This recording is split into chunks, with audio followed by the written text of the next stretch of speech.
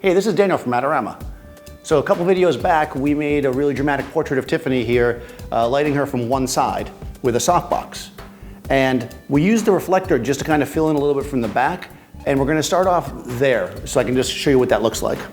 Okay, so it's really dramatic, and it's very, very contrasty, and there's a tiny bit of separation between, on the background we can see a little detail on Tiffany's hair, but this isn't gonna give her like a separation hair light. And the reason for that is because the strobe is much, much closer to Tiffany than it is to the background reflector. So essentially, if the light's going all the way to the background, then bouncing back to her hair, you're losing a lot of light. If I wanted to make a hair light and a main light with only one strobe, I basically have to use that same rule in reverse. I'll put the hair light closer to my subject than the main light, which means I'm gonna make the main light my reflector.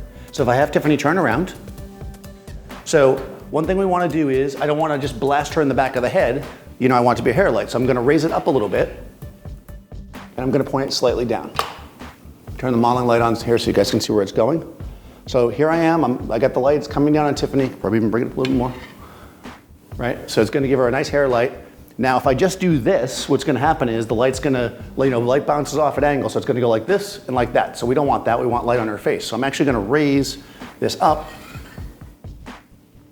and tilt it forward, right?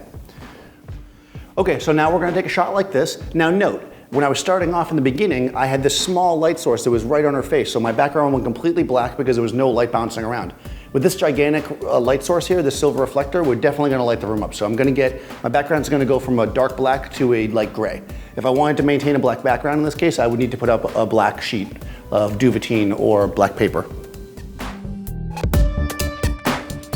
So when using one strobe or one source of light, sometimes you gotta be creative. And we were able to, with just a minor adjustment, create two completely different images. One with a very stark black background and a dramatic light on the subject, one with a much softer light on the subject and a hair light and a gray background, just by spinning our subject around and adjusting the angle of our light.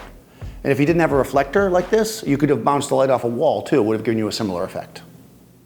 Thanks for watching. Be sure to subscribe to our YouTube channel, and I'll see you next time on set.